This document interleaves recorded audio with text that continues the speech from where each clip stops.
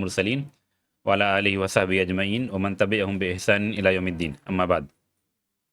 آج کے درس میں شفاعت کی قسمیں، اسی چیز کو انشاءاللہ نصوص کی روشنی میں، کتاب و سنت کی روشنی میں گفتگو جاری رہے گی۔ اس سے پہلے کے درس میں شفاعت کی تعریف اور کچھ چیزیں شفاعت کے ضمن میں آئی تھیں۔ آج کے درس میں انشاءاللہ یہ کوشش ہوگی کہ شفاعت کی جو قسمیں ہیں دلیلوں کے ساتھ ان کو بتایا جائے اور ان پر گفتگو کی جائے۔ تو شفاعت کی قسموں کو علماء دو اہم قسموں میں تقسیم کرتے ہیں۔ ایک وہ شفاعت جو نبی کریم صلی اللہ علیہ وسلم کے ساتھ خاص ہے، یعنی شفاعت کا وہ حق یا شفاعت کی وہ قسمیں جو صرف اور صرف نبی کریم صلی اللہ علیہ وسلم کے ساتھ خاص ہیں۔ یہ پہلی قسم ہوئی۔ پھر اس کی کئی صورتیں ہوتی ہیں۔ اس میں پہلی صورت یہ جو عظیم شفاعت ہے، جس کو شفاعت عظمیٰ یا شفاعت کبریٰ کہتے ہیں۔ شفاعت عظمیٰ یا شفاعت کبریٰ کہتے ہیں، جس کی جانب اشارہ سورہ اسراء یا بنی اسرائیل کی آیت نمبر 79 میں، عسیٰ ان یبعثک ربک مقاما محمودا۔ سورہ اسراء یا بنی اسرائیل آیت نمبر 79، عسیٰ ان یبعثک ربک مقاما محمودا، ان قریب یا امید کہ آپ کا رب آپ کو مقام محمود تک پہنچائے گا۔ مقام محمود سے مراد کیا ہے؟ شفاعت عظمیٰ، شفاعت کبریٰ۔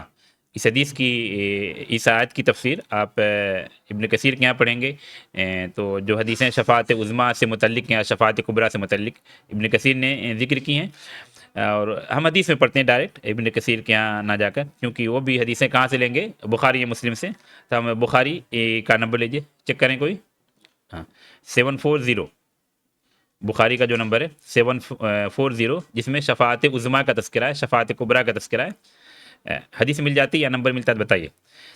شفاعت عظمیٰ کا مطلب یہ کہ قیامت کے دن سب لوگ، آدم سے لے کر اخیر تک، قیامت کے دن تک آنے والے تمام انسان، سب لوگ جمع ہو کر جائیں گے آدم علیہ السلام کے پاس، وہ معذرت کریں گے، نوح کے پاس جائیں گے، نوح کے بعد ابراہیم کے پاس، ابراہیم کے بعد موسیٰ کے پاس، ان کے بعد عیسیٰ کے پاس علیہ الصلاۃ والسلام۔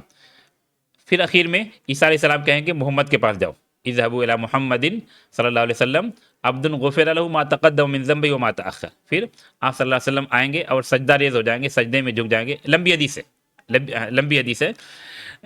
تو پھر آپ صلی اللہ علیہ وسلم اس وقت تک سجدے میں پڑے رہیں گے جب تک اللہ تبارک و تعالیٰ چاہے گا۔ پھر آپ کو حکم ہوگا، آپ اپنا سر اٹھائیے، آپ کی بات سنی جائے گی، آپ کہیے، آپ کی باتوں کا جواب دیا جائے گا۔ اس میں ایک لفظ وشفا تو شفا، یہ اصل محل شاہد ہے۔ اور اس سے پہلے کہ وہ تمام الفاظ یا وہ تمام پورا منظر جو ساری انسانیت، پوری انسانیت انبیاء کرام کے پاس جائے گی، خصوصاً اولو العزم رسولوں کا تذکرہ آدم، نوح، ابراہیم، موسیٰ اور عیسیٰ، لیکن ہر نبی معذرت کرے گا جن کے پاس بھی لوگ جائیں گے۔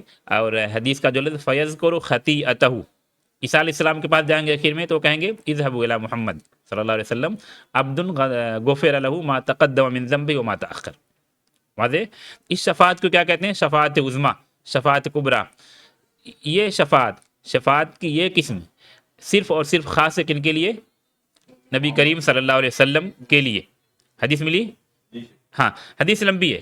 حدیث کے جو الفاظ ہیں جو آپ کو لینا ہے، وَلَكِنْ اِئْتُوا مُحَمَّدًا، اس سے پہلے تمام اولو العزم رسولوں کا تذکرہ ہے۔ تو عیسیٰ علیہ السلام کیا کہہ رہے ہیں؟ اِئْتُوا مُحَمَّدًا صلی اللہ علیہ وسلم عبداً غفر له ما تقدم من ذنبه وما تأخر۔ سورہ فتح کی ابتدائی آیتوں میں بھی اس کی جانب اشارہ ہے۔ فیاتونی، آپ صلی اللہ علیہ وسلم کہہ رہے ہیں پھر لوگ میرے پاس آئیں گے، فانطلق فاستاذن علی ربی، پھر میں رب سے اجازت طلب کروں گا، فیؤذن لی علیہ، پھر مجھے اجازت دی جائے گی۔ فاذا رأیت ربی وقعت له ساجدا، رب کا دیدار ہوتے ہی میں سجدے میں گر پڑوں گا۔ فَيَدَعُونِي مَا شَاءَ اللَّهُ أَن يَدَعَنِي، یہ یدعو نہیں ہے، دعا یدعو سے نہیں ہے، یہ ودع یدعو سے، جس کے معنی رخصت کرنا، چھوڑنا۔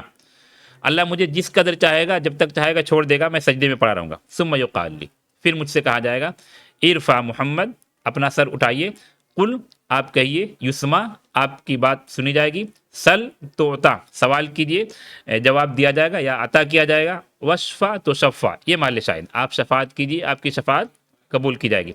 شفاعت کی اس قسم کو کیا کہتے ہیں ہم؟ شفاعت عظما یا شفاعت کبرا. شفاعت عظما تھوڑا لو کیجیے. شفاعت عظما یا شفاعت کبرا واضح. اور جس کی جانب اشارہ سورہ اسراء یا بنی اسرائیل کی آیت میں بتایا گیا جس کو مقام محمود کہا گیا. تو شفاعت کی یہ قسم جس کو محدثین یا علماء شفاعت عظما کہتے ہیں، شفاعت کبرا کہتے ہیں، یہ شفاعت خاص ہے کن کے لیے؟ صرف اور صرف نبی کریم صلی اللہ علیہ وسلم کے لیے.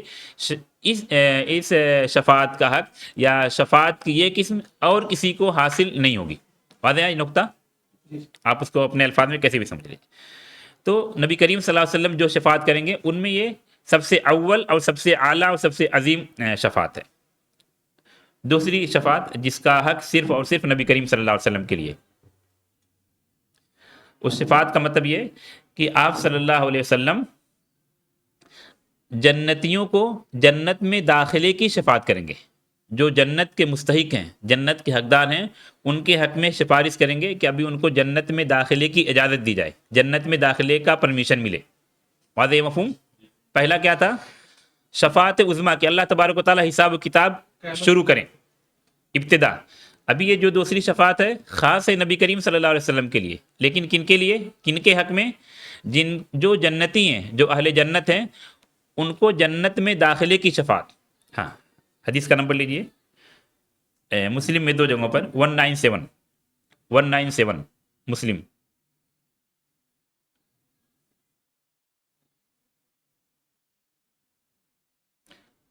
مفہوم حدیث کا یہ ہے کہ میں جنت کے دروازے کے پاس آؤں گا. آپ صلی اللہ علیہ وسلم کہہ رہے ہیں، انس بن مالک کی روایت ہے، میں جنت کے دروازے کو کھلواؤں گا.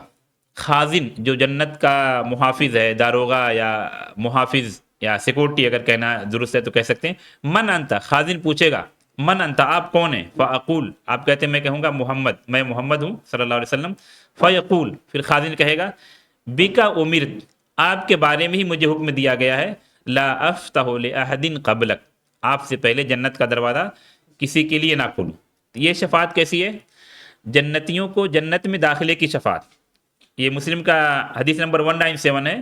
196 آپ دیکھیے، مسلم کا 196 اس سے پہلے کا ایک نمبر، جس میں حدیث کے الفاظ ہیں انا اول شفیع فی الجنہ، انا اول شفیع فی الجنہ، میں پہلا شفارسی ہوں گا جو جنت میں داخلے کی سفارش کروں گا. واضح؟ یہ حدیث کے الفاظ مسلم کے ہیں 196 197. ہاں ہاں اس میں آگے پیچھے یہ لفظ بھی ہوگا انا اول شفیع فی الجنہ 196 197.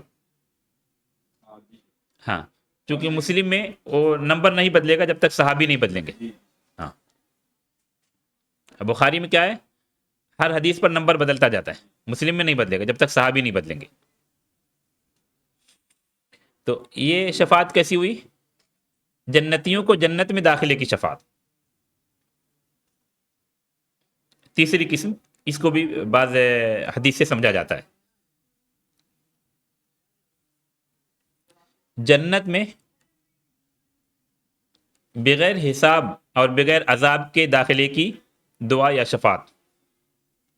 جنت میں بغیر حساب اور بغیر عذاب کے داخلے کی شفاعت. یہ عکاشہ بن محصن کا جو واقعہ ہے، عکاشہ کا جو واقعہ ہے یہ اس کی دلیل ہے. اور بھی دوسری دلیلیں علماء نے ذکر کی ہیں، لیکن عکاشہ کا واقعہ بڑی اہم دلیل ہے، جس میں حدیث کا نمبر یہ بخاری مسلم دونوں میں، بخاری کا جو نمبر ہے 6541، بخاری کا جو نمبر ہے 6541. یہ بھی طویل حدیث، آپ کتاب التوحید اور عقیدے کی دوسری کتابوں میں ضرور یہ پڑھے ہوں گے، جس میں آپ نے کہا کہ میں نے دیکھا کہ 70,000 لوگ بغیر حساب اور بغیر عذاب کے جنت میں داخل ہو رہے ہیں. پھر وہ کون لوگ ہیں ان کے بارے میں متعدد باتیں کہیں گئی. آپ نے کہا وہ لوگ ہیں جو داغتے نہیں، جو رقیہ نہیں کراتے، جو بدفعلی نہیں لیتے. پھر اخیر میں سب کا خلاصہ وَعَلَىٰ رَبِّهِمْ يَتَوَكَّلُونَ، وَعَلَىٰ رَبِّهِمْ يَتَوَكَّلُونَ، رب پر ہی بھروسہ کرتے ہیں. یہ باتیں سن کر عکاشہ بن محصن جو ایک صحابی تھے وہ کھڑے ہوئے، انہوں نے کہا ادعوا اللہ ان یجعلنی منہم، اللہ کے رسول آپ دعا کیجئے کہ اللہ ان 70,000 لوگوں میں مجھے بھی بنا دے. میں بھی ان لوگوں میں ہو جاؤں. آپ نے کہا اللہم اجعلہ منہم، اللہم اجعلہ منہم، اللہ اوکاشا کو ان 70,000 لوگوں میں بنا دے، کر دے جو بغیر حساب اور بغیر عذاب کے داخل ہوں گے. ثم مقام الیہ رجل آخر، پھر ایک دوسرے صحابی کھڑے ہوئے، وہ بھی یہی بات کہتے ہیں ادعو اللہ ان یجعلنی منہم، جو اوکاشا نے جو بات کہی تھی، جو درخواست کی تھی. آپ نے کہا سبق کا بہا اوکاشا. بہت مشہور حدیث ہے، بلکہ حدیث کا جو آخری جملہ ہے وہ ضرب المثل جیسا بن گیا. جیسے کسی وجہ سے کسی بھائی کو، کسی بندے کو جو پہلے اجازت طلب کر رہے ہیں ان کو اجازت ملے، دوسرے بھائی کو، دوسرے بندے کو اجازت نہ ملے، تو کہا جاتا ہے سبق کا بہا اوکاشا، اوکاشا سبقت لے گئے، اوکاشا بازی مار لے گئے. تو مفہوم کیا ہے یہاں پر؟ آپ نے اوکاشا کے حق میں کس چیز کی دعا کی؟ جو بغیر حساب بغیر عذاب کے جنت میں داخل ہوں گے. ادعو اللہ ان یجعلنی منہم، یہ کن کے حق میں؟ اوکاشا بن محسن کے حق میں آپ نے یہ دعا کی. یہ بھی شفاعت کی ایک نوعیت ہوئی. یہ تمام چیزیں جو خاص ہے نبی کریم صلی اللہ علیہ وسلم کے لیے. ایک چوتھی شفاعت جو خاص ہے صرف اور صرف نبی کریم صلی اللہ علیہ وسلم کے لیے، اور صرف ایک فرد کے لیے، ایک انسان کے لیے جو آپ کے بڑے قریبی رشتے میں لگتے. کون ہے؟ آپ کے چچا ابو طالب. ایمان نہیں لائے لیکن جب تک زندہ رہے دفاع کرتے رہے آپ کا. جب تک ابو طالب زندہ رہے آپ کا دفاع کرتے رہے. بلکہ سیرت کے ناحیے سے آپ نبی کریم صلی اللہ علیہ وسلم کی سیرت پڑھیں گے تو خارجی زندگی میں، جو باہر کی زندگی میں آپ کا دفاع کرتے رہے آپ کے چچا ابو طالب، گرچہ وہ ایمان نہیں لائے. جو گھر کی زندگی تھی، جو گھریلو زندگی تھی، اس میں آپ کا معاون، سپورٹر، ہمدرد، غمگسار کون تھی؟ اما خدیجہ. جب تک وہ زندہ رہی آپ نے کسی سے شادی نہیں کی. اور اللہ کا ایسا کرنا، اللہ کی مشیت کی، دونوں چند ماہ کے وقفے سے انتقال کر جاتے ہیں. دونوں کا انتقال چند ماہ کے وقفے سے ہو جاتا ہے. تو جو خارجی معاون اور جو داخلی سپورٹر، دونوں بہت معمولی وقفے سے دنیا سے جدا ہو جاتے ہیں. ابو طالب ایمان نہیں لائے لیکن جو دفاع کرتے رہے، آپ کا سپورٹ کرتے رہے. تو اس پس منظر میں آپ سے پوچھا گیا تو آپ نے کہا کہ ہاں ان کو میری شفاعت یہ فائدہ دے گی، ان کو ان کی پوری باڈی جہنم میں نہیں جلے گی، بلکہ ان کو آگ کا جوتا پہنا دیا، آگ کا شوز پہنا دیا جائے گا، جس کی وجہ سے ان کا کیا کہیں گے، ان کا دماغ کھولے گا، ان کا دماغ کھولے گا، اور ان کو سب سے ہلکا عذاب دیا جائے گا.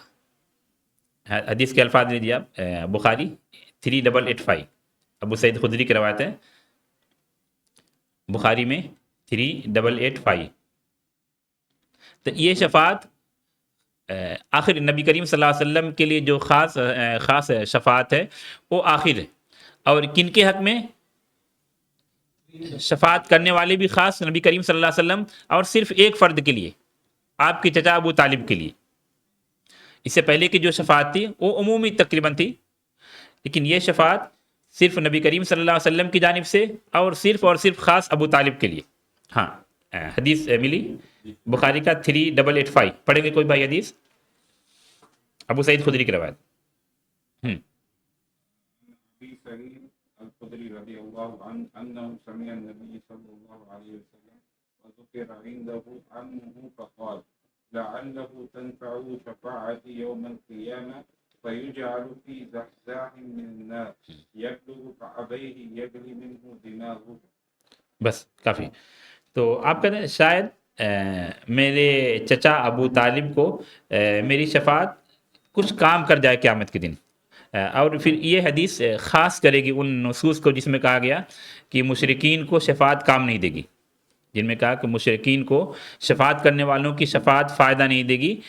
اس حدیث سے اس یا ان نصوص کے عموم کو خاص کیا جائے گا. صرف اور صرف کن کو فائدہ دے گی؟ ابو طالب کو، کیونکہ نص ہے، دلیل ہے، نص ہے، دلیل ہے. تو بخاری کا حدیث کا نمبر 3885، مسلم میں بھی ہے، لعلہ تنفعہ شفاعتی یوم القیامہ، میری شفاعت ابو طالب کو قیامت کے دن فائدہ پہنچائے گی. وہ کس طرح؟ فیجعل فی زحزاہ من النار، زحزاہ معمولی آگ کا معمولی عذاب ہوگا. پوری باڈی کسی کی جل رہی ہوگی، ان کی پوری باڈی نہیں جلے گی، پورا جسم نہیں جلے گا. آگ کا جوتا یا آگ کا شوز، آگ کا چپل پہنا دیا جائے گا. یبلغ کعبیہ، جو کہاں تک پہنچے گا؟ ان کے جسم سے. کعب کس کو بولتے ہیں؟ ٹخنوں، جس کے اوپر کپڑا جس کے اوپر تک پہننا ضروری ہے آدمیوں کے لیے. ما اسفل من الکعبین، ما اسفلا من الکعبین ففی النار، اور جہاں تک دھلنا یا جس کے سمیت جس کو بھی دھلنا واجب ہے وضو میں، وارجلکم الی الکعبین، سورہ مائدہ والی آیت ہے نا، وارجلکم الی الکعبین، یبلغ کعبیہ، وہ جو آگ کہاں تک پہنچے گی؟ ان کے ٹخنوں تک. کعب کا معنی یہ کیا ہوتا ہے؟ ابری ہوئی چیز. تو ہڈی کے دونوں طرف ابری ہوئی، ہڈی جو ہے دونوں طرف ابری ہوئی ہے، تو دونوں ٹخنوں تک آگ پہنچے گی. یغلی منہ دماغہ، اس کی وجہ سے ان کا دماغ کھول رہا ہوگا. یعنی آگ ان کو کہاں تک پہنچے گی، کہاں تک ٹچ کرے گی؟ ٹخنوں تک، ٹخنوں تک. دوسری روایت لیجیے بخاری کی، جب اس حدیث کو ہم پڑھ لیے تو وہاں اہون اہل النار یعنی سب سے ہلکے عذاب کا تذکرہ ہے. تو محدثین کہتے ہیں اس سے یہی مراد ہے، یعنی اس پر محمول کیا جائے گا. 6561 لیجیے بخاری کا، وہاں اس حدیث سے کچھ چیز کی وضاحت ہو جاتی ہے. 6561.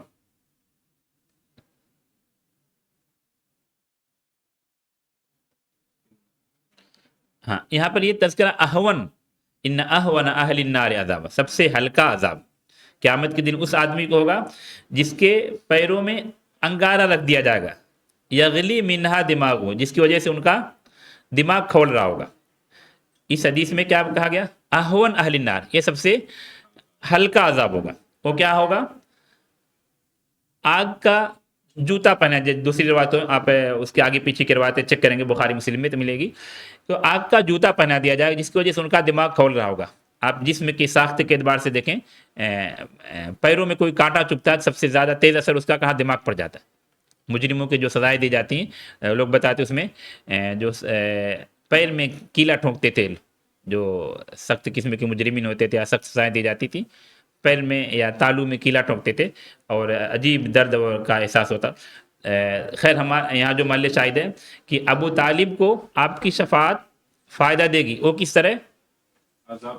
عذاب کی تخفیف ہوگی، عذاب کی تخفیف ہوگی. اور اسی لیے اس حدیث کو خاص کیا جائے گا، یہ کہیں گے یہ مخصص ہوگی ان نصوص کی جن میں کہا گیا کہ مشرکوں کو شفاعت کرنے والوں کی شفاعت کام نہیں دے گی، فما تنفعهم شفاعت الشافعین طرح کی جو آیتیں ہیں. تو صرف اور صرف آپ صلی اللہ علیہ وسلم کی شفاعت اور صرف آپ کے چچا ابو طالب کو فائدہ دے گی، باقی دیگر مشرکین کے لیے نہیں. اور اس طرح کے فائدہ نہیں دے گی کہ وہ جہنم سے نکال کر جنت میں جائیں گے. فائدہ ایک محدود دائرہ، وہ کیا ہے؟ جہنم میں رہیں گے لیکن عذاب میں تخفیف ہوگی، صرف ان کو ٹخنوں تک عذاب دیا جائے، آگ ان کو ٹخنوں تک ٹچ کرے گی. آگ کی جوتی پہنا دی جائے گی، جس کو آسان لفظوں میں کہہ سکتے ہیں. واضح یہاں تک؟ شفاعت کی جو قسمیں بتائی گئی یہاں تک یہ خاص تھیں صرف اور صرف نبی کریم صلی اللہ علیہ وسلم کے لیے. اس میں آپ صلی اللہ علیہ وسلم کا کوئی شریک نہیں. شفاعت کی ان قسموں میں جو بتائی گئی آپ کو، نبی کریم صلی اللہ علیہ وسلم کا کوئی بھی شریک نہیں. واضح یہاں تک؟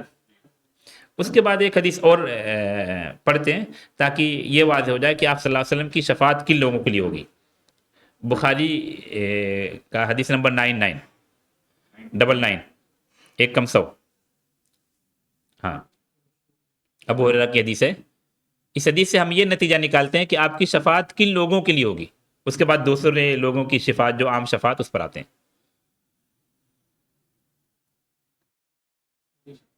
ہاں، یہ حدیث پڑھیں گے، اب بہتر آپ لوگ یاد کریں اس حدیث کو. ہاں نہیں، اگر سوال بھی پڑھیں گے تو بہتر ہے. ابو ہریرہ نے کہا من اسعد الناس. ہاں یا رسول اللہ صلی اللہ علیہ وسلم من اسعد الناس بشفاعتك يوم القيامة. نعم. قال رسول الله صلى الله عليه وسلم لقد ظننت يا أبا هريرة ألا يسألني عن هذا الحديث أحد أول منك. نعم. لما رأيت من حرصك على الحديث. أسعد الناس بشفاعتي يوم القيامة من قال لا إله إلا الله خالصا من قلبه أو نفسه. نعم، یہ حدیث کا جو اخیر کا لفظ ہے اسعد الناس بشفاعتی، یہ محل شاہد ہے. اس میں ابو ہریرہ کا سوال کرنا من اسعد الناس بشفاعتک، اور حدیث کے لیے ابو ہریرہ کی حرص، اس کی جانب بھی اشارہ ہے. اگر یہ غالباً یہ کتاب العلم کی حدیث ہوگی، کتاب العلم میں ہے نا، تو کتاب العلم خاص طور پر بخاری کا، اس سے عظیم فائدے آپ کو ملتے ہیں۔ حدیث کے لکھنے کا فائدہ، ابو ہریرہ کی حرص ہے، حدیث کو یاد کرنا، حدیث کو یاد کر کے دوسروں تک پہنچانا، یہ ساری چیزیں دوسری جگہ پر، لیکن امام بخاری کی جو تبویب ہے وہ بڑی اعلیٰ ہے، اور اس میں بڑے فوائد اور فقہ مضمر ہیں، مخفی ہیں۔ تو ابو ہریرہ نے پوچھا من اسعد الناس بشفاعتک، آپ کی شفاعت کا سب سے زیادہ حقدار، سب سے زیادہ مستحق کون ہے، یا وہ کون سعادت مند ہے جو جس کو آپ کی شفاعت حاصل ہوگی؟ آپ نے کہا ابو ہریرہ مجھے امید تھا کہ یہ سوال آپ ہی کریں گے، کیونکہ آپ کو جو حدیث کو جاننے، حدیث کو یاد کرنے کی جو حرص ہے، تو مجھے اندازہ تھا کہ یہ سوال آپ ہی کر سکتے ہیں۔ پھر آپ نے جواب دیا اسعد الناس بشفاعت یوم القیامہ، میری شفاعت کے سے سب سے زیادہ بہرور یا وہ لوگ ان کو سعادت حاصل ہوگی میری شفاعت کی جو خلوص قلب سے، اخلاص کے ساتھ لا الہ الا اللہ پڑھتے ہیں، یعنی موحدین کو، شرک کرنے والوں کو آپ کی شفاعت حاصل نہیں ہوگی۔ لا الہ الا اللہ خالصا من قلبہ، اسعد الناس بشفاعت یوم القیامہ من قال لا الہ الا اللہ خالصا من قلبہ، جس نے خلوص قلب کے ساتھ، خلوص دل سے لا الہ الا اللہ کہا، وہ میری شفاعت کا زیادہ حقدار ہوگا، اس کو میری شفاعت حاصل ہوگی۔ واضح ہے؟ تو اوپر جو 3 یا 4 قسمیں بتائی گئیں شفاعت کی جو خاص ہیں رسول صلی اللہ علیہ وسلم کے لیے، تو شفاعت کن کو حاصل ہوگی؟ اس حدیث میں اس کا جواب ہے جو خلوص قلب کے ساتھ، خلوص دل سے لا الہ الا اللہ کہتے ہیں، یعنی شرک کرنے والوں کو یا والوں کو آپ کی شفاعت حاصل نہیں ہوگی۔ البتہ ابو طالب کا واقعہ اس سے خاص ہے، ابو طالب کا واقعہ اس سے خاص ہے۔ ابھی شفاعت کی دوسری قسم کیا ہوگی؟ عام شفاعت، نبی کریم صلی اللہ علیہ وسلم کے علاوہ دیگر انبیاء شفاعت کریں گے، ملائکہ شفاعت کریں گے، نیک لوگ شفاعت کریں گے، یا جن کو اللہ اجازت دے گا وہ لوگ شفاعت کریں گے۔ شفاعت کی شرطوں میں آیت الکرسی کا لفظ بتایا گیا ہوگا، من ذا الذی یشفع عندہ الا باذنہ، الا باذنہ، اللہ جن کو اجازت دے گا وہ شفاعت کریں گے۔ تو اوپر کی ابھی تک کی جو شفاعت بتائی گئی، چاہے شفاعت عظمیٰ ہو، یا ابو طالب کے حق میں شفاعت، یا جنت میں داخلے کی شفاعت، یا بغیر حساب کے جنت میں داخلے کی شفاعت، یہ ساری شفاعت کی قسمیں، شفاعت کی یہ قسمیں خاص تھیں صرف اور صرف نبی کریم صلی اللہ علیہ وسلم کے لیے۔ ابھی جو شفاعت ہے یہ عام شفاعت ہے، یہ عام مومنین، انبیاء، ملائکہ، صالحین، یا جن کو اللہ اجازت دے گا وہ شفاعت کریں گے۔ واضح ہے؟ تو پہلی قسم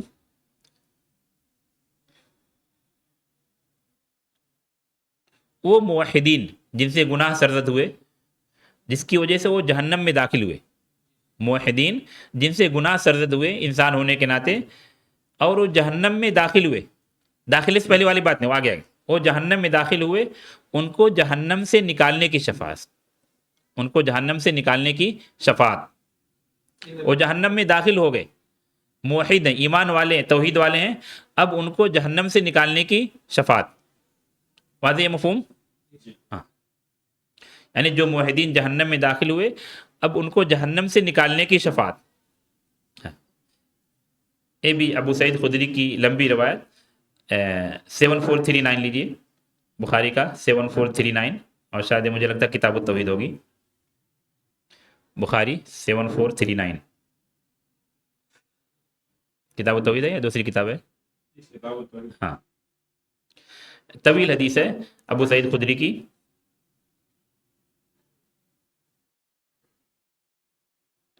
وہاں سے آپ پڑھیں گے، اگر کسی بھائی کو ملی تو ٹھیک، ورنہ میں پڑھتا ہوں۔ فَيَقُولُ اللَّهُ اذْهَبُوا فَمَنْ وَجَدْتُمْ فِي قَلْبِهِ مِثْقَالَ دِینار، یا اس سے 2 لائن پہلے، ربنا اخواننا كانوا يصلون معنا ويصومون معنا ويعملون معنا فيقول اللہ، ملا یہ لفظ ملا؟ ہاں، تھوڑا سا پڑھیے، پھر لمبی حدیث، پھر بیچ میں دوسرے پڑھیں، میں پڑھتا ہوں۔ وَإِذَا رَأَوْا أَنَّهُمْ قَدْ نَجَوْا فِي إِخْوَانِهِمْ يَقُولُونَ رَبَّنَا إِخْوَانُنَا كَانُوا يُصَلُّونَ مَعَنَا وَيَصُومُونَ مَعَنَا وَيَعْمَلُونَ مَعَنَا۔ ہاں رکی، یعنی یہ نیک اعمال کرتے تھے لیکن گناہ بھی کیے، خلطوا عملا صالحا وآخر سیئا، جہنم میں گئے، اللہ کہے گا فیقول اللہ، فَيَقُولُ اللَّهُ تَعَالَى اذْهَبُوا فَمَنْ وَجَدْتُمْ فِي قَلْبِهِ مِثْقَالَ دِینار۔ ہاں، اس کو اگر آپ اپنے پاس پڑھ رہے ہیں تو مثقال دینار کو آپ سرکل کر لیجیے یا انڈر لائن کر لیجیے، مثقال دینار کو، تاکہ آگے جو چیز آ رہی ہے آپ کو سمجھ میں آئے گی. اچھا یہ جو طویل حدیث ہے اس میں بے شمار فوائد ہے. آپ فقہی فوائد کو چھوڑ کر صرف عقدی فوائد کو لیجئے، جیسے میدان معاشر کا، قیامت کا ثبوت. پھر اس میں جگہ جگہ کلام کا ثبوت، کلام کی بات ہم پڑھ چکے ہیں، لیکن متعدد فوائد حدیث میں، لیکن چونکہ شفاعت ہی کی چیزوں کو ہم فوکس کر رہے ہیں اس پر. مثقال دینار کو آپ انڈر لائن کریں اپنے پاس، یا دائرہ بنائیں، سرکل کریں، تاکہ آگے جو چیز آ رہی ہے آپ کو سمجھ میں آئے. ہاں، فمن وجدتم فی قلبی مثقال دینار من ایمان، دینار کے برابر ایمان ہو، فاخرجو، اس کو تم جہنم سے نکال کے لے کے آ جاؤ. یہ اللہ ان کو اتھارٹی دے رہے ہیں. یہ ایمان والے ہیں، یہ اللہ سے گفتگو کر رہے ہیں کہ اللہ ہمارے وہ بھائی ابھی جہنم میں ہمارے ساتھ نماز پڑھتے تھے، روزہ رکھتے تھے، اللہ کہیں گے جاؤ دینار کے برابر بھی ایمان ہے، فاخرجو. ہاں آگے پھر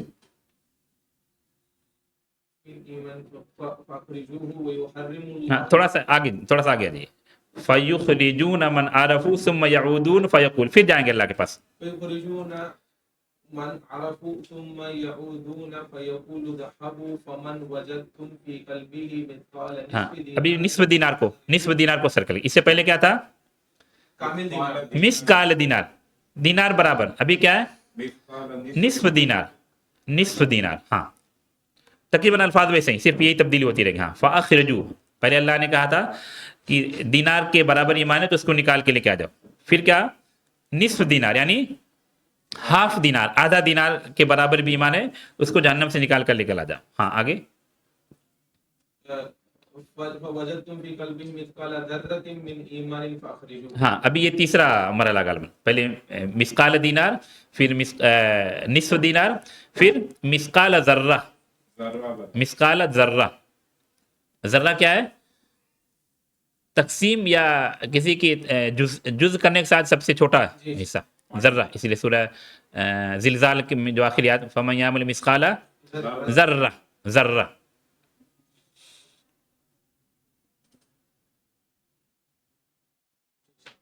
فَأَخْرِجُوا یعنی پہلے دینار، نصف دینار، پھر ذرہ. ہاں فَأَخْرِجُوا، ہاں فَيُخْرِجُونَ. ہاں پھر آگے ہاں اس کو تھوڑا سا جوڑتے ہیں کیونکہ حدیث کے راوی کون ہیں؟ ہاں تو ابو سعید خدری رضی اللہ عنہ کہتے ہیں فَإِن لَّمْ تُصَدِّقُونِي فَاقْرَؤُوا، اگر میری بات کی تصدیق نہیں کر رہے تو یہ آیت پڑھ لو، ان اللہ لا یظلم مثقال ذرہ. ذرہ برابر بھی ظلم نہیں ہے، ذرہ برابر ایمان ہے تو ان کو بھی نکال کے لے کے آ جاؤ. یعنی دینار، نصف دینار کے بعد ذرہ والا استدلال ابو سعید خدری کا ہے. پھر ہاں صحابی کی تفسیر ہے، جو کیا کہتے ہیں، جو کیٹیگری جو ابن تیمیہ نے بیان کی ہے، آیت کی تفسیر آیت سے، پھر آیت کی تفسیر حدیث سے، پھر آیت کی تفسیر اقوال صحابہ سے. پھر اللہ کہہ رہے ہیں فَيَشْفَعُ النَّبِيُّونَ. ابھی شفاعت کرنے والے کون کون لوگ ہیں؟ تمام لوگوں کو نہیں، لیکن اکثر شفاعت کرنے والوں کا تذکرہ یہاں پر آ جا رہا ہے. فَيَشْفَعُ النَّبِيُّونَ وَالْمَلَائِكَةُ وَالْمُؤْمِنُونَ. انبیاء شفاعت کر چکے، ملائکہ شفاعت کر چکے، مومنین شفاعت کر چکے، یعنی ان کو اپنی اپنی شفاعت کا حق مل گیا. فیقول الجبار، اللہ عز و جل کہے گا بقیت شفاعتی، ابھی میری شفاعت باقی ہے. ایک آدمی بتائیں وللہ الشفاعۃ جمیعہ یا فللہ الشفاعۃ جمیعہ؟ وللہ ہے نا. ہر طرح کی شفاعت کا اصل حق کس کا ہے؟ اللہ کی اجازت کے بغیر کوئی شفاعت نہیں کر سکتا. تو اللہ کہہ رہے ہیں یہ لوگ شفاعت کر چکے، انبیاء کو ان کی شفاعت کا حق مل گیا، ملائکہ یعنی فرشتوں کو ان کی شفاعت کا حق مل گیا، عام مومنین صالحین کو شفاعت کا حق مل گیا. بقیت شفاعتی، ابھی میری شفاعت باقی ہے. پھر اللہ تبارک و تعالیٰ جہنم میں سے بہت ساروں کو لوگوں کو نکالیں گے اور ان کو جنت میں ڈال دیں گے، اور اس سے پہلے نہر الحیات آپ کہہ سکتے ہیں، اللہ تبارک و تعالیٰ اس میں ڈالیں گے. بعض روایتوں میں کہ وہ نکلیں گے تو کیسے؟ فَيَخْرُجُونَ ہُمَمًا ایک بولتے ہیں کوئلہ، کول، یعنی جل کر کالے ہو چکے ہوں گے. پھر ان کو پانی کے نہر میں ڈالا جائے گا، پھر وہاں سے ان کو جنت میں ڈالا جائے گا. تو لوگ کہیں گے ہؤلاء عتقاء الرحمن. لمبی حدیث آپ پورا پڑھ لیجئے گا. محل شاہد سمجھ میں آیا آپ کو؟ ہاں یہ عمومی شفاعت ہے جو صرف نبی کے لیے خاص نہیں، انبیاء یعنی نبی کریم صلی اللہ علیہ وسلم کے لیے صرف خاص نہیں، انبیاء یا صالحین، ملائکہ یا دیگر مومنین جن کو اللہ تبارک و تعالیٰ شفاعت دے گا، شفاعت کی اجازت دے گا، وہ شفاعت کریں گے، جیسا کہ ابو سعید خدری رضی اللہ عنہ کی اس حدیث میں واضح. یہ کس مورد سے؟ یہ ابو سعید خدری کی حدیث سے یہ استدلال، یہ بخاری کے ساتھ مسلم میں بھی ہے. اسی طرح امام ترمذی نے ایک روایت نقل کی ہے ترمذی کا نمبر 2435 2435. چھوٹی سی حدیث ہے. شفاعتی لأہل الکبائر من امتی، شفاعتی لأہل الکبائر من امتی، میرے امت میں جو لوگ گناہ کبیرہ کیے ان کے حق میں بھی میری شفاعت ہوگی، اور یہ شفاعت دوسرے لوگوں کو بھی حاصل ہوگی. شفاعت کی یہ قسمیں دوسرے لوگ بھی شریک ہیں، اور متعدد قسمیں جو شفاعت کی گئی ان میں سے چند قسمیں صاحب توفہ نے علامہ عبد الرحمن مبارک پوری رحمۃ اللہ علیہ نے اس حدیث کی شرح میں ذکر کیا. ترمذی کا جو نمبر ہے 2435 حدیث، شفاعتی لأہل الکبائر من امتی، میری شفاعت میرے امت کے گناہ کبیرہ کرنے والے لوگوں کو حاصل ہوگی. شرط ہے ایمان اور توحید. ایمان شفاعت کی جو قسمیں ہیں یہاں بھی صاحب توفہ نے شرح میں ذکر کی. تو یہ پہلی شفاعت رہی جو عام لوگوں کے لیے، عام لوگوں کے لیے. دوسری شفاعت جو عام شفاعت ہے، مطلب ہاں کسی کبیرہ گناہ میں مبتلا یا ایک فاسق فاجر کو دیکھ کے یہ تو مطلب ایک امید بھی نہیں رہتی کہ بندہ بھی جنت میں جا سکتا ہے. ایک اپنے آپ کو پاک سمجھنا، ان کو کم سمجھنے والی ایک جو فیلنگ آتی ہے، ہاں مطلب یہ حدیث کو توڑ دیتا ہے نا. نبی کریم صلی اللہ علیہ وسلم شفاعت ہاں کبیرہ گناہ والوں کو بھی ہاں مل سکتا ہے. ہاں. اپنے آپ کو بڑاپن جو فیل ہوتا ہے نا، شاید ہماری داڑھی ہے. نہیں، یہی فیلنگ غلط ہے. ہاں وہی وہ سورہ زمر کی جو آیت ہے، یا قل یا عباد الذین اسرفوا، وہ بار بار پڑھنے کی چیز ہے. آپ کسی کو حقیر نہیں سمجھیے. اس لیے ایمان کا جو اپوزٹ کفر کا حکم لگانا، تکفیر کا حکم لگانا، آپ کسی کو بظاہر معصیت والا دیکھتے ہیں، آپ اس کو مرتے ہی جہنم کا حکم لگائیں، یہ آپ کی اتھارٹی نہیں ہے، یہ ہمارا کام نہیں ہے. آپ زیادہ سے زیادہ دعوت کر سکتے ہیں، عمومی حکم لگا سکتے ہیں، جس نے ایسا ایسا کیا ایسا ایسا ہوگا. سورہ زمر کی آیت ہے، یا عباد الذین اسرفوا علی انفسہم لا تقنطوا من رحمت اللہ ان اللہ یغفر الذنوب جمیعا. پھر آگے کچھ ہے، هو الغفور الرحیم. بڑی جامع آیت ہے. یہ تو عام مسلمانوں کے لیے نہیں کہی جا رہی ہے، نیک لوگوں کے لیے نہیں کہا جا رہی ہے. جو گناہوں میں، جس کو ہم کہتے ہیں لت پت ہیں، جس کو کہہ سکتے ہیں، سر سے پیر تک گناہوں میں ڈوبے ہوں، اللہ ان کو بھی مغفرت کے لیے بلا رہا ہے. توبہ کا دروازہ بند ہونے سے پہلے ہم کون ہوتے ہیں یہ حکم لگانے والے کہ جہنم میں جائے گا یا اللہ اس کو بخشے گا نہیں. اور ایک حدیث آپ پڑھے ہوں گے جس نے کسی بندے کے لیے کہا کہ اللہ اس کو بخشے گا نہیں. اللہ نے کہا میں اس کو بخشتا ہوں، تم کو جہنم میں ڈالتا ہوں. تو ہمارا کام نہیں ہے. ہم جو زیادہ سے زیادہ کر سکتے ہیں دعوت کر سکتے ہیں، حکم لگانا ہمارا کام نہیں. اس لیے جو عقیدے کا ایک اہم مسئلہ ہے کہ ہم کسی کی تکفیر نہیں کرتے. عمومی حکم کہہ سکتے ہیں، جس نے یہ کام کیا وہ کافر ہو گیا. خصوصی حکم لگانا یہ بڑا مشکل کام ہے. علماء اس سے منع کرتے ہیں، تحذیر کرتے ہیں، ڈراتے ہیں، وارننگ کرتے ہیں. اس لیے عقیدہ تحاویہ اگر پڑھے ہوں گے تو اس میں ایک عبارت آتی ہے امام تحاوی کی، اور عقیدہ کے اکثر کتابوں میں یہ مفہوم ملے گا، نرجو للمحسن ونخاف علی المسیء. جو محسن ہیں، جو نیک لوگ ہیں، ان کے لیے ہم امید کرتے ہیں ثواب کی، جنت کی، رب کے انعام کی، اکرام کی. ونخاف علی المسیء، جو بدکار ہیں، برے لوگ ہیں، ان کے بارے میں ڈرتے ہیں، اللہ کے بط سے، اللہ کے پکڑ سے، اللہ کے جبروت سے، اللہ کے بنائی ہوئی جہنم سے. لیکن قطعیت کے ساتھ کسی کے لیے جنت یا جنت کا ٹھیکیدار کسی کو کہہ دینا، جہنم کہہ دینا یہ جہنم اس کا مقدر ہے، جنت حرام ہے، یہ ہمارے اتھارٹی میں نہیں، یہ ہمارے اتھارٹی میں نہیں. یہ کہنا مطلب عقیدہ سلف یا سلف کے جو بنائے وہ اصول ہیں جو کتاب و سنت سے مستنبت ہے، وہ اس سے متصادم ہے.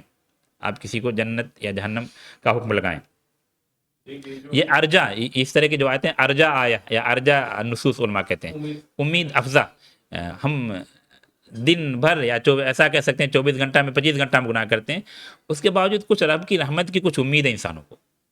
جو رب رحیم بھی ہے اور ذو عقاب علیم بھی ہے. لیکن حدیث قدسی ان رحمتی سبقت غضبی یا غلبت غضبی، دونوں طرح کے الفاظ ہیں.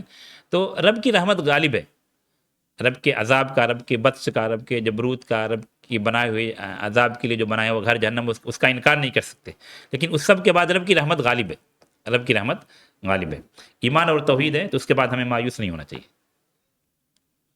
ہاں کہاں پر بات آئی تھی؟ ہاں یہ جو جیسے انسان، ایک تو وہ ہے کہ ایک معاہد اپنی جتنی سزا ہے وہ جھیلنے کے بعد جنت لے جائے، ہاں اس کے پہلے کی کیا، اس کے بعد یہ شفاعت کی وجہ سے بات ہے. ہاں. اگر اللہ چاہے، اس میں جو سورہ نساء کی آیت 2 جگہوں پر ان اللہ لا یغفر ان یشرک بہ ما دون ذالک لمن یشاء، اللہ چاہے تو کتنے بھی گناہ آپ کے اللہ چاہے تو جہنم میں ڈالے بغیر یا جہنم میں داخلے کے بغیر اللہ جنت میں ڈال دے.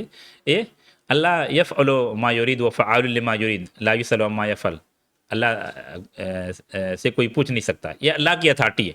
یہ اللہ ڈالتا کسی کو ایسے ہی جنت میں جہنم کے بغیر، یہ تو کیا اللہ کا فضل ہے. اللہ جہنم میں ڈالتا ہے تو اللہ کا کیا ہے؟ عدل ہے، عدل ہے. لا یسأل عما یفعل وہ فعال لما یرید ہے، آپ اس سے کوسچن نہیں کر سکتے، آپ کو اتھارٹی نہیں ہے، آپ کو اتھارٹی نہیں. آپ کو اپنے استاد سے بیجا سوال کرنے کی اتھارٹی نہیں، اپنے بوس سے سوال کرنے کی اتھارٹی نہیں. تو اللہ تعالیٰ سے کمی سے لیے خالق مخلوق میں تو بڑی مثالیں. وللہ المثل الاعلیٰ. آپ تھوڑی سی بد زبانی کرتے ہیں اپنے بوس سے، اپنے گھر پر کسی بڑے سے، تو 10 لوگ آپ کو آنکھ دکھاتے ہیں، بعد میں اکیلے میں سمجھاتے ہیں. اور اللہ وللہ المثل الاعلیٰ، خالق و مخلوق پر قیاس نہیں کیا جا سکتا. ہاں کون سی قسم چل رہی تھی؟ ہاں پہلی قسم یہ عمومی شفاعت کی. دوسری ان لوگوں کے حق میں شفاعت جو جہنم میں داخلے کے مستحق ہوئے. پہلی شفاعت کیا تھی؟ وہ جہنم میں داخل ہو چکے ہیں، پھر ان کو نکالیں گے مثقال دینار، مثقال نصف دینار یا مثقال ذرہ. پھر آخر میں اللہ تبارک و تعالیٰ کہیں گے بقیت شفاعتی، انبیاء شفاعت کر چکے، ملائکہ کر چکے، لوگ کر چکے، ابھی میری شفاعت باقی.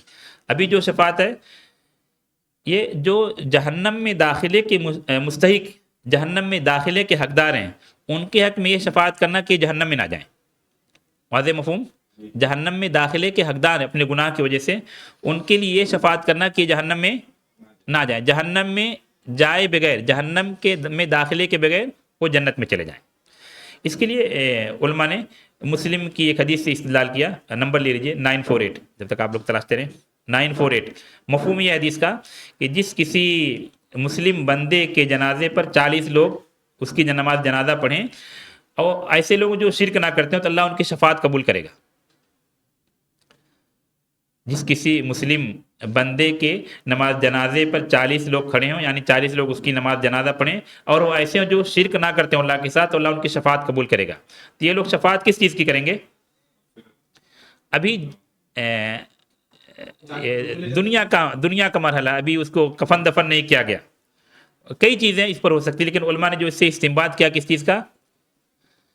جہنم میں اس کو داخلہ نہ ملے، جہنم سے اس کو نجات دلانے کی شفاعت. حدیث ملی پڑھی میں پڑھ رہا ہوں. ہاں پڑھیے. مسلم يموت فيقوم على جنازته 40 رجلا لا يشركون بالله شيئا الا شفعهم الله فيه. ہاں شفع اگر مزید پڑھے گا شفعهم الله فيه. ہاں وہ ایمان کے فوائد پڑھے تھے نا تقریباً 30-40، اس میں یہ ساری چیزوں کا اضافہ کر سکتے ہیں. اس میں عموماً قرآن کی آیتوں کو سامنے رکھ کر فوائد تیار کیے گئے تھے، لیکن یہ ساری چیزیں بھی اس میں اضافہ کرے، بہت سارے فوائد ہیں. تو مامی رجل مسلمین، یہ کیا کہتے ہیں اس کو، عموم کی بات ہے. کوئی بھی مسلمان بندہ اس کا انتقال ہوتا ہے، اس کے جنازے پر 40 لوگ کھڑے ہوتے ہیں.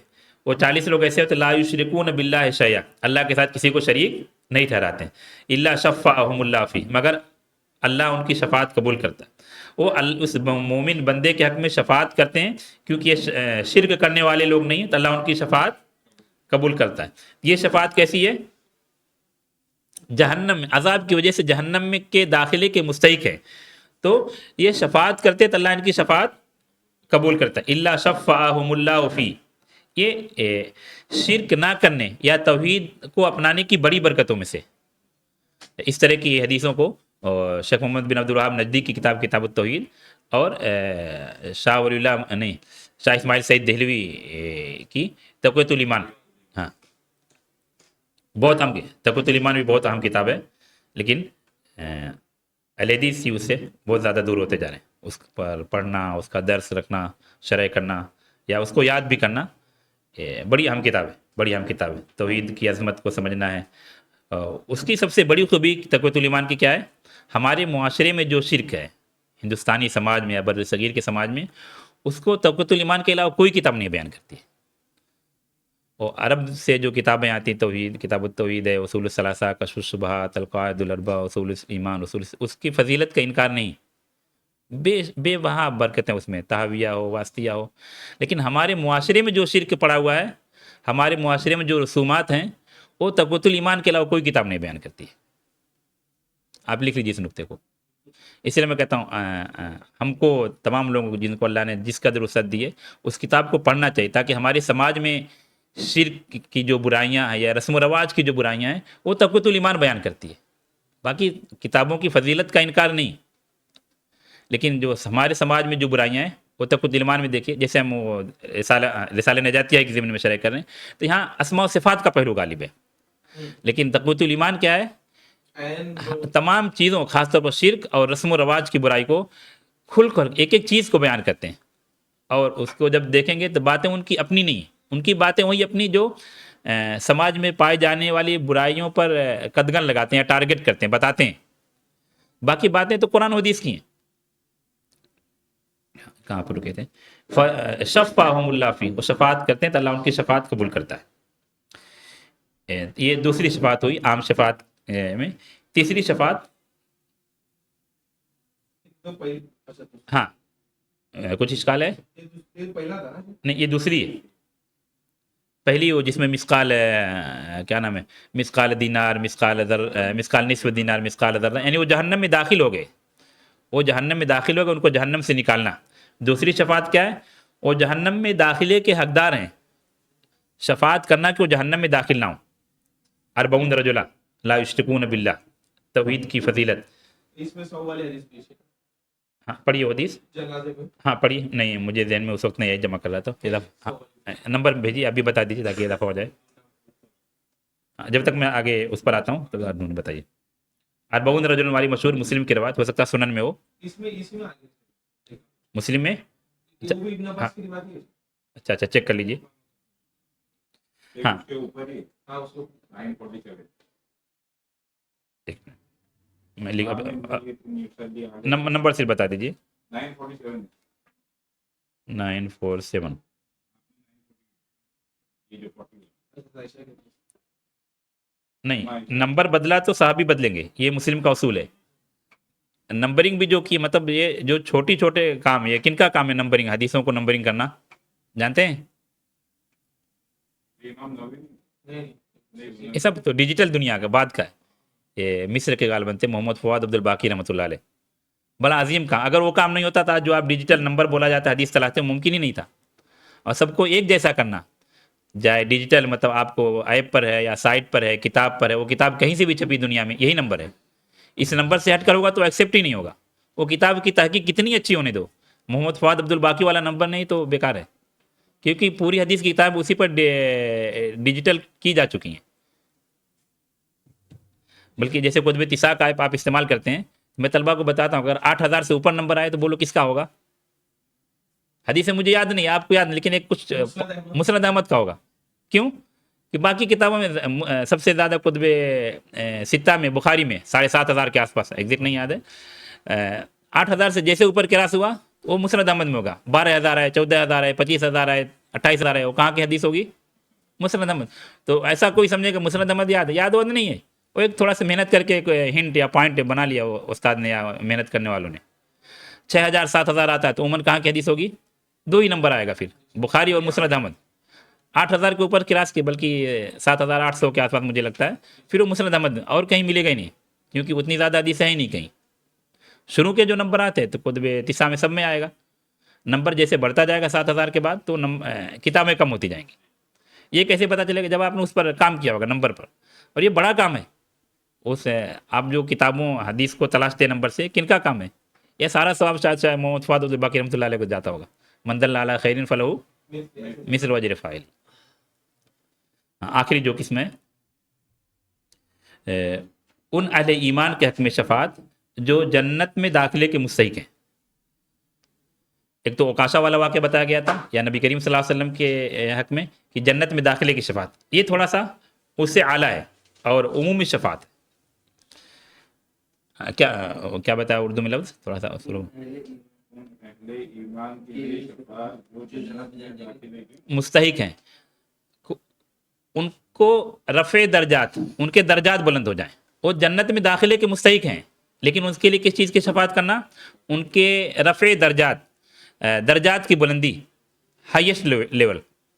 مطلب آپ 1000 کیٹیگری کر سکتے ہیں، 1,00,000 ایک مطلب ایسا کر سکتے ہیں. 999 نمبر پر تھا، اب ان کو 1000 نمبر پر، 1000 کے مستحق تھے لاکھ پر، لاکھ کے مستحق تھے تو اوپر اور جا کے کروڑ پر جائیں.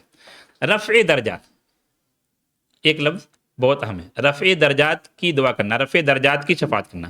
وہ جنت میں داخلے کے مستحق ہیں، جنت میں داخلے کی دعا نہیں، رفع درجات کی شفاعت، رفع درجات، بلندی درجات، درجات کی بلندگی، درجات کی بلندی کی دعا کرنا یا شفاعت کرنا. واضح ہے؟ مفہوم؟ ہاں. مسلم میں ابو سلمہ کی جب وفات ہوئی تو آپ نے جو دعا کی، حدیث کا نمبر 920.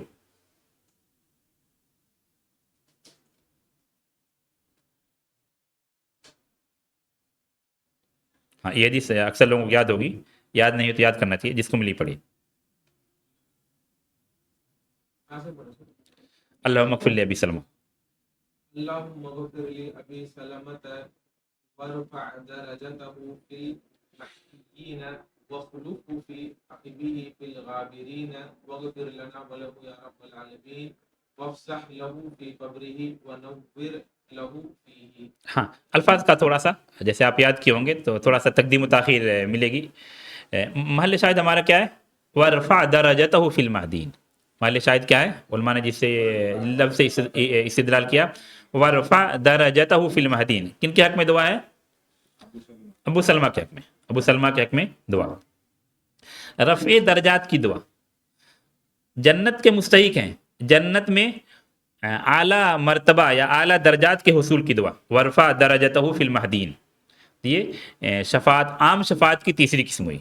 جنت میں داخلے کے مستحق ہیں، داخلے کے ساتھ ساتھ رفع درجات کی دعا کرنا. جنت میں داخلے کی دعا نہیں، رفع درجات کی دعا یا رفع درجات کی شفاعت یا سفارش.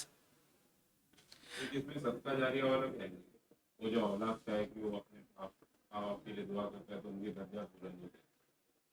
پھر جب وہ اللہ سے سوال کرتے ہیں کہ یہ چیز کے لیے تو وہ یہ کہ ہاں یہ بھی ہو سکتا ہے، یہ بھی ہو سکتا ہے غائبانہ طور پر، غائبانہ طور پر یہ بھی ہو سکتا ہے. ہاں تو یہ شفاعت کی تقریباً کل 6 یا 7 قسمیں ہوئیں. کچھ شفاعت ایسی تھی جو صرف اور صرف خاص ہے نبی کریم صلی اللہ علیہ وسلم کے لیے. وہ شفاعت نبی کریم صلی اللہ علیہ وسلم کے علاوہ کوئی اور کر ہی نہیں سکتا. آخر میں کچھ شفاعت بتائی گئی جو عام شفاعت ہیں، یعنی وہ نبی کریم صلی اللہ علیہ وسلم کے علاوہ دیگر انبیاء، ملائکہ، فرشتے یا نیک لوگ جن کو اللہ اجازت دے گا. یہ تمام چیزیں مشروط ہیں اس شرط کے ساتھ جو آپ کو اس سے پہلے درس میں بتائی گئی تھی کہ اللہ کی اجازت اور جن کے حق میں شفاعت کی جا رہی ہے اللہ ان سے راضی. اور سورہ آیت الکرسی کا جو لفظ منزل الذی یشفع عندہ الا باذنہ، الا باذنہ، اللہ کی اذن کے بغیر کوئی شفاعت نہیں کر سکتا. اور جو دوسری شرط تھی اللہ جس کے حق میں شفاعت کی جا رہی ہے اللہ اس سے راضی ہو. اور سورہ نجم کی آیت جو دونوں شرطوں کو جامع ہے، وَكَم مِّن مَلَكٍ فِي السَّمَاوَاتِ لَا تُغْنِي شَفَاعَتُهُمْ شَيْئًا إِلَّا مِن بَعْدِ أَن يَأْذَنَ اللَّهُ لِمَن يَشَاءُ وَيَرْضَىٰ. واضح؟ رکتے ہیں پر شفاعت سے متعلق جو چیزیں تھیں الحمدللہ قسمیں مکمل ہوئی. آگے شاید جو دوسری چیزیں آئیں گی، ترتیب ہماری وہی ہے جو رسالہ نجاتیہ میں کوشش ہے کہ رسالہ نجاتیہ کی مکمل شرح ہو جائے. نکتفی بہذا القدر. سبحانک اللہم و بحمدک، اشہد ان لا الہ الا انت، استغفرک و اتوب الیک. السلام علیکم و رحمۃ اللہ وبرکاتہ.